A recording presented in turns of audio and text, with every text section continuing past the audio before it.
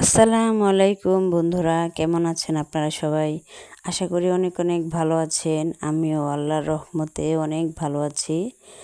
তো আজকে আমার হাতের বিরিয়ানি রান্না তো প্রতিদিনই দেখেন। তো আজকে আমার জায়ের হাতের বিরিয়ানি রান্নার রেসিপিটা আপনাদের সাথে শেয়ার করলাম, যে আমার জায়ে কিভাবে বিরিয়ানিটা রান্না করে।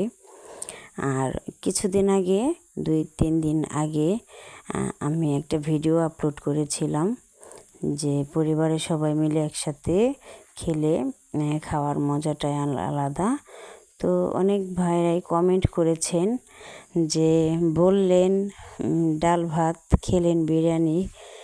তো বিষয়টা হলো যে কেউ যদি আপনাকে দাওয়াত করে খাওয়ার জন্য, তখন সে তো এভাবে দাওয়াতটা দেয় যে আজকে আমাদের বাড়িতে আসবেন, একসাথে বসে কটা ডাল ভাত খাবো। তো ডাল ভাত যদি বলে আপনাকে দাওয়াত করে, তাহলে কি শুধু ডাল ভাতই কি খাওয়াবে? নিশ্চয়ই না। সেখানে তো অবশ্যই পোলাও, মাংস, রোস্ট এগুলি তো থাকবেই। কিন্তু বলার সময় কি বলে? ডাল ভাত। এই কথাটা বলার কারণটা কি? যে তার যতটুকু সামর্থ্য হবে সে ততটুকুই রান্না করে খাওয়াবে।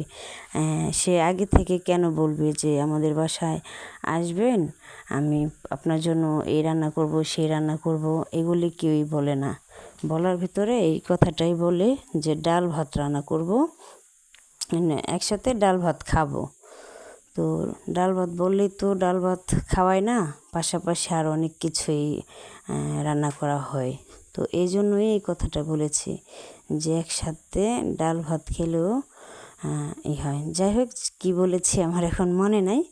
তো আমি কমেন্টটা পড়ার পরে আমি ভাবলাম তাহলে বিরিয়ানি রান্নার রেসিপিটাও শেয়ার করব।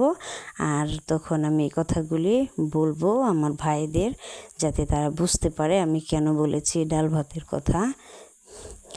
তো এখানে বিরিয়ানির সব ময় মশলা কষানো হয়ে গেছে, এখানে চালটা দিয়ে দিল। তো সেম প্রসেসই আমরা মোটামুটিভাবে বিরিয়ানিটা সবাই রান্না করতে পারি। বিরিয়ানি মশলা, প্যাকেটের মশলা দিয়ে সবাই রান্না করতে পারি মোটামুটিভাবে। তো এই জন্য ময় মশলা কী কী দিল সেগুলি আর বললাম না। তো আমার আইডিতে বিরিয়ানির রেসিপি আছে, ওই সেম প্রসেসে রান্না করেছে, সেম মশলা দিয়েই। তো এই জন্য আজকে আর কিছু বললাম না। তো এখানে পানিটা অলরেডি দিয়ে দিয়েছে। তো আমিও বিরিয়ানি রান্না করলে পানি মেপে দেই না, আমার জায়েও পানিটা মেপে দেয় না, পানিটা আন্দাজ মতোই দিয়ে দেয়। তো রান্নাবান্না হয়ে গেছে, তো এখন আমরা সবাই মিলে খেতে বসেছি। তো আমি প্রথমে বিরিয়ানি খেতে বসেছি।